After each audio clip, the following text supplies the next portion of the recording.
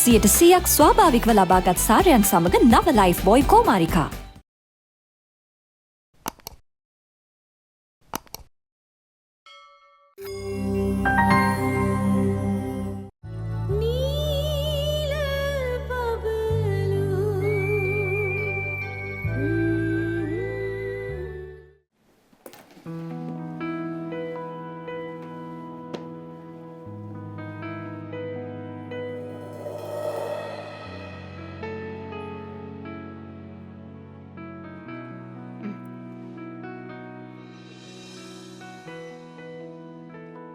ඇයි?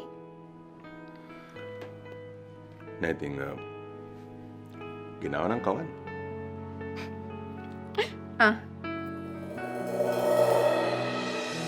ළඟම ඉඳලා හීන පිරුවා තුරුලේම රැඳිලා මතක පිරුවා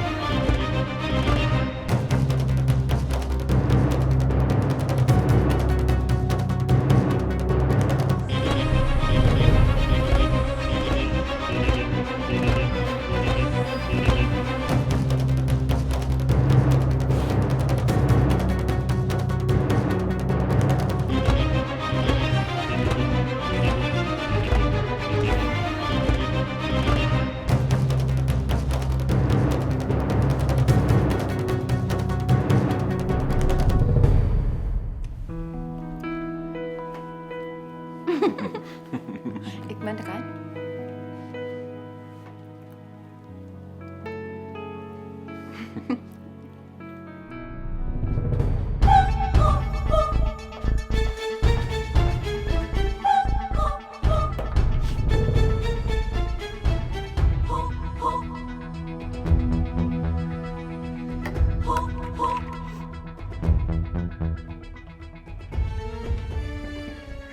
Wow, මාර ෆිල්ම් එක නේ.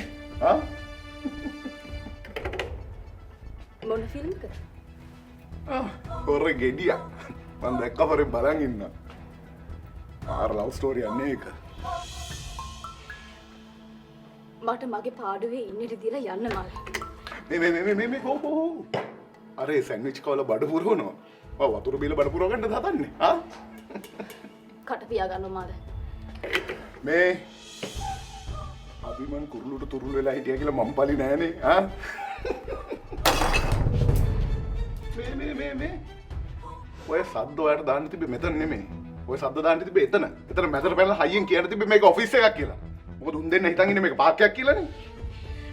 මට මගේ පාඩුවේ ඉන්නට දීලා යන්න මාලන්. පූජා වාවුලෙන් ඉන්නේ. වාවුලෙන් ඉඳිත් මට යන්න බෑ.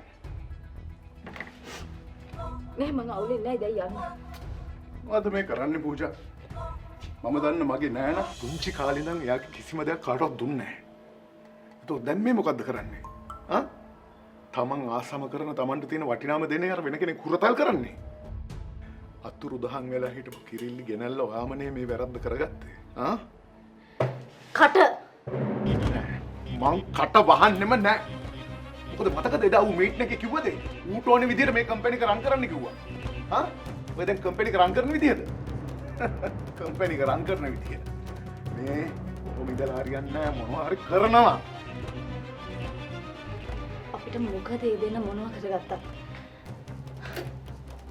මේ මාලන් යන්න. ගිල වැඩ බලාගන්න. මේ නෑනු මං හොන්දට දන්නවා ආදරය කරපු කෙනෙක් වෙන කෙනෙක්ට තුරුළු වෙලා ඉඳිද්දි දැනෙන දුක. ඒ නිසා බොරුවට හිත හදාගත්තා වගේ මට පෙන්වන්න එපා.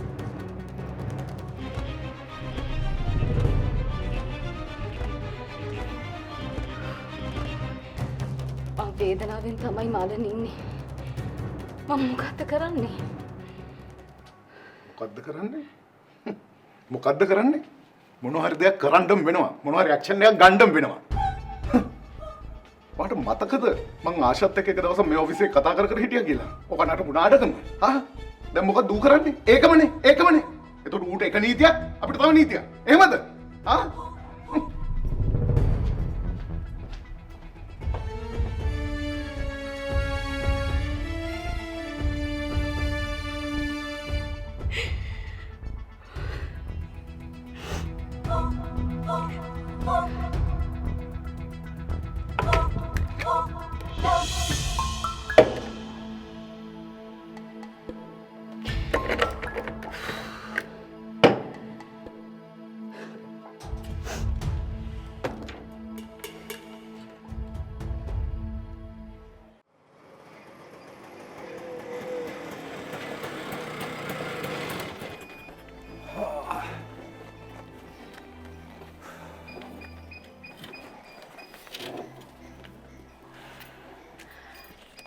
අපි මේ හරි තැනට දාවේ මහත්තයා. මට හිතා ගන්න බෑ මැනිකේ. හැම පාරක්ම එක වගේනේ.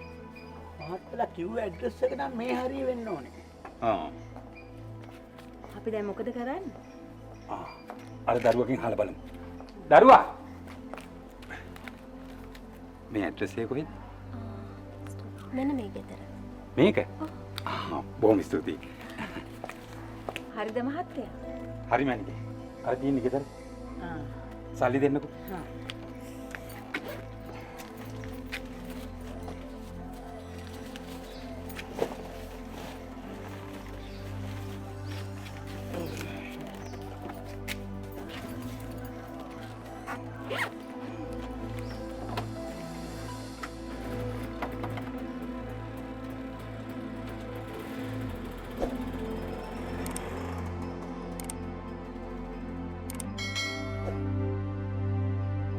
පැස් සබන් බිලිඳ සම්ට විශේෂෙන්ම නිෂ්පාතිතයි. SLS ප්‍රම්පිසාතිකය සහිතයි.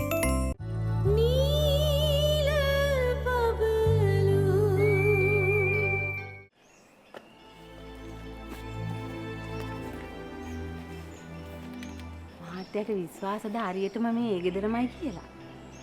අර දරුවා කියපු හැටියට නම් මේ ගෙදර තමයි මැනිකේ. අපි කතා කරලා බලමුකෝ.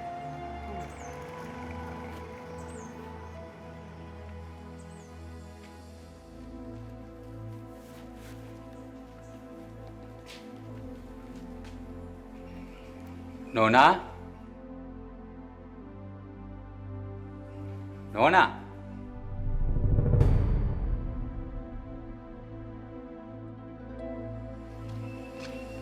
ඇයි?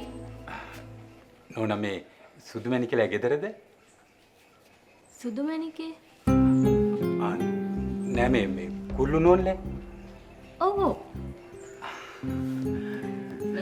ඔයාලා කවුද? අපේ ගෙදර තමයි මෙච්චර කාල කුරුළු නෝනා හිටියේ. අර කොත්මලේ කට්ටිය. ඔව්. සුදු මැණිකේ නතර වෙලා හිටියේ අපේ ගෙදර තමයි. මේ අපි ආවේ සුදු මැණිකේව බලලා යන්න. එන්න ඇතුළට. හොඳයි. යම් මැනිකේ. පොඩ්ඩක් වාඩි වෙලා ඉන්නකෝ. හොඳයි.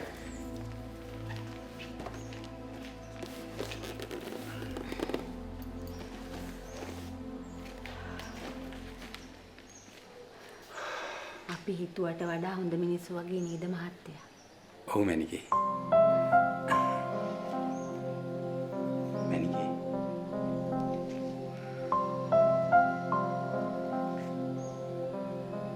සුදු මැණිකේගේ තාත්තා වෙන්නේ නැති නේද? ඔව්.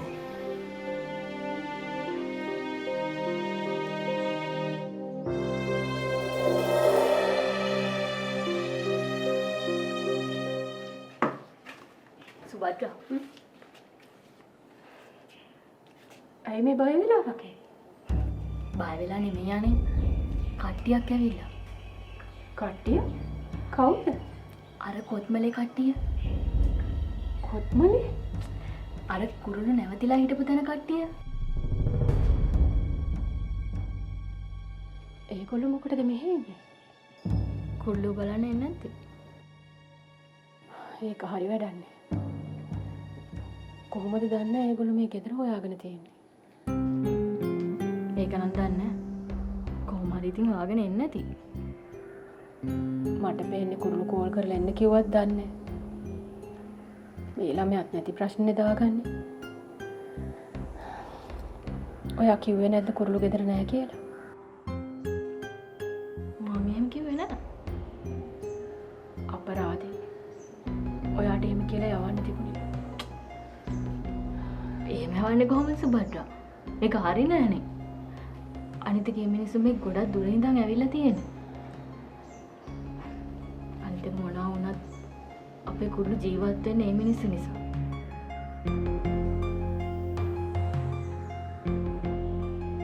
යම්කෝ බලන්න.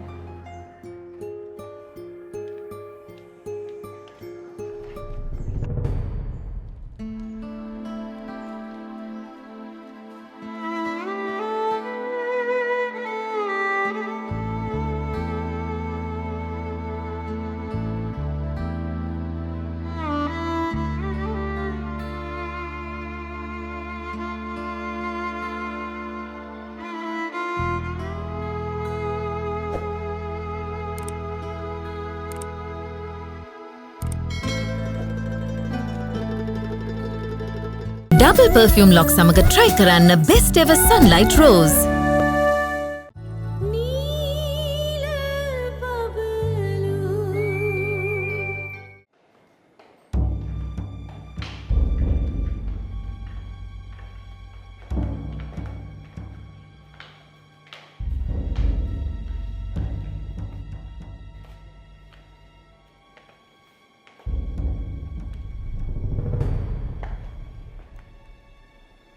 ඔය දෙන්නත් එක්කද අපේ දුව හිටියේ?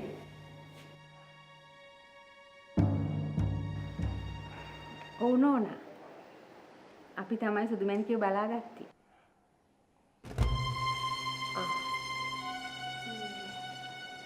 මෙහි ආවේ දුව එන්න කිව්වද එහෙම නැත්තම්? මේ සුදුමැණිකේ දකින්න නැතුව අපේ මැණිකේ හිටියේ සාංකාවෙන් වගේ. ඒකයි අපි සුදුමැණිකව බලලා යන්න කියලා ආවේ. මං විතරක් නෙවෙයි මහත්තයත් එහෙම. අපි වාඩි වෙනාම කතා කරමු නේද? නේද සුභද්‍රා? වාඩි වෙන්න. වාඩි වෙන්න.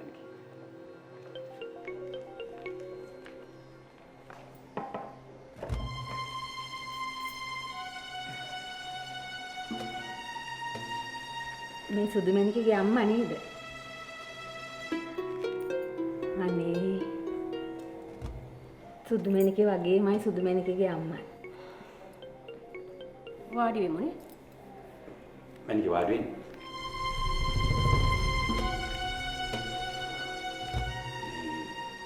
සුදුමැණිකේ ගෙදර ඉන්නවද නෝන? එයා ගෙදර නැහැ. පහුගිය දවස් ටිකේ යාට ගොඩක් වැඩ මග ඇරුණානේ. දැන් ඒ හැම දෙයක්ම කරන්නත් එපා.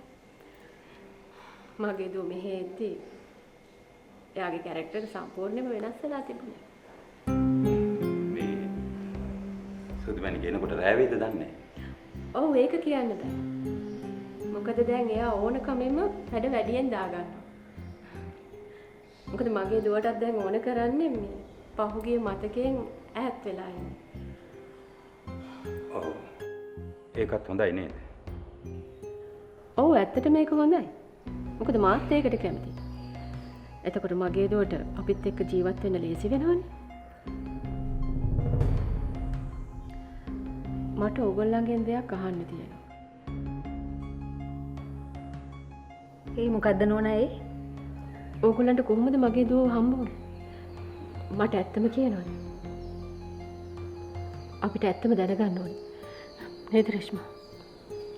ඔව්. අපිට ඇත්තම විස්තරේ කියනවද? මොකද කුරුළු ඇක්සිඩන්ට් උනේ කළුගඟ පැත්තේදී.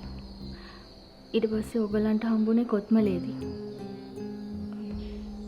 ඉතින් අපිට හිතෙනවා මේ ඇක්සිඩන්ට් එක වුණ කාලේ අපිට ආපහු කුරුළුව ලැබිච්ච කාලේ අතරේ මොකක් හරි ලොකු දෙයක් සිද්ධ වෙන්නේ නැති කියලා. සිද්ධ වෙලා ඇති නෙවෙයි සිද්ධ වෙලා තියෙනවා. ඒ වුණාට අපිට මේ දේවල් ඔයාලගෙන්ම දැනගන්න ඕනේ. මොකද ඕගොල්ලෝ අපිට මේ විදිහට හරි හම්බුනේ නැත්තම් මේ අපි ඇවිල්ලා හොයන්නයි හිටියේ. මොකද මොකද මේවා සරල ප්‍රශ්න නෙවෙයිනේ. ඕගොල්ලන්ට තේරෙනවනේ. අපිට මේ දේවල් දැනගන්න ඕනේ. අපිට ඇත්තම කියනවද ඒ නිසා? අපිටත් ඒක හිතා ගන්න බෑ නෝනා. මොකද ඒ දවස්වල අපිට අපේ දුව නැති වෙච්ච දවස්. ඉතින් අපි හිතුවේ දෙවියෝ අපේ දුක ගැන හිතලා ඒ දරුවා අපිට ගෙනත් දුන්නයි කියලා. ඒක හරි කතාවක් නේ. මට මගේ දුව කියපු විදිහට මේ ඕගොල්ලෝ ඉස්කෝලේ ගුරුවරු නේද? එහෙම එකේ මේ ඕගොල්ලෝ මේ වගේ කතාත් විශ්වාස කරනවද? තමන් පණ වගේ ආදරය කරපු තමන්ගේ එකම දරුවා නැති වුණාට පස්සේ ගුරුවරු නෙමෙයි කවුරු වුණත් ඒ මානසිකත්වයට වැටෙනවා. ඒ කතාව අහන අයට නම් ඉතින් විහිළුවක් වගේ තමයි. නමුත් ඒ මානසිකත්වයට වැටිච්ච කෙනාට ඒක විහිළුවක් නෙමෙයි නෝනා. හරි හරි. දැන් එතකොට ඕගොල්ලන්ට මගේ දරුවා හම්බ වෙනකොට එයා කොහෙද හිටියේ? කොත්මලේ ජලාශය ළඟ වැටිලා හිටියා. අපි අපේ දුවගේ දානි දීලා එනකොට තමයි අපිට යාව හම්බ වුනේ.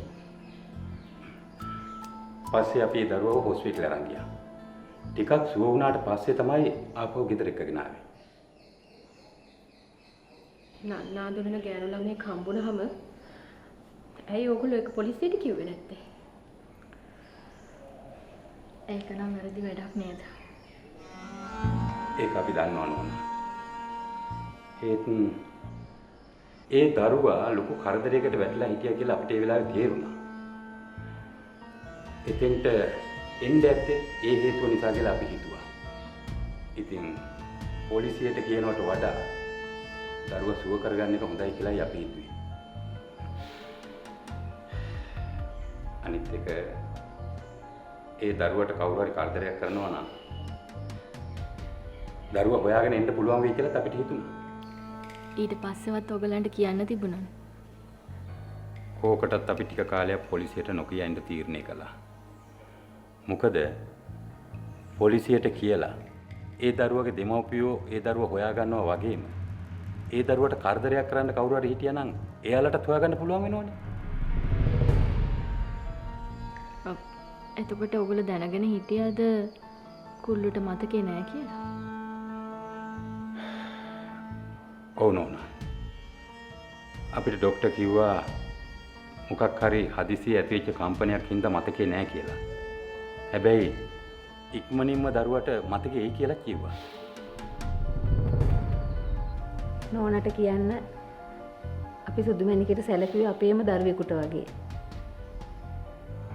අපි නොකා නොබී යාව ආරක්ෂා කළා.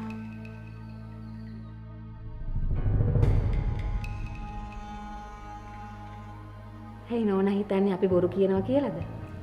එහෙම ආරක්ෂා කරා නම් අර මැරෙව වගේ ආපු කතාව මොකක්ද? ඒ ප්‍රශ්නේදී වැටිලානේ ඉතින් මගේ දුවට මතකය ඇවිල්ලා තියෙන්නේ නේද? ඔව්. එදා තමයි මතකය ඇවිත් තියෙන්නේ. හැබැයි අර මහත්තයා සුදුමැණිකේ හොයාගෙන එනකන් අපි ඒක දැනගෙන හිටියේ නෑ. කොහොමද ඉතින් ඒ සිද්ධියෙන් පස්සේ මගේ දුවට මතකය ආපු එක හොඳයි. නැත්තම් ඉතින් දුව තාමත් එහෙනේ. ඔයාලා කතා කර කර ඉන්න. මම තේ ටිකක් ලෑස්ති කරනවා. නෝනා අපිට සුදුමැණිකව බලලා යන්න පුළුවන් නේද?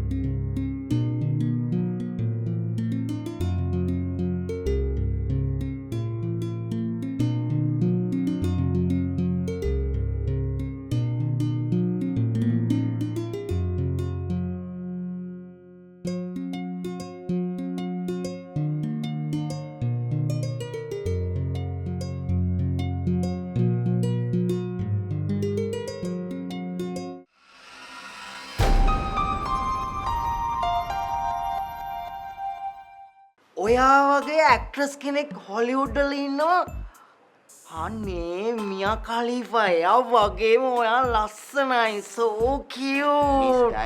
මගේ සතුට තියෙන මගේ නංගි ළඟ. සමහරක් විට ඔයා මාව කොත්මලෙන් හොයාගත්තේ නැත්නම් අදටත් මං එහෙට වෙලා ඉන්න තිබ්බා.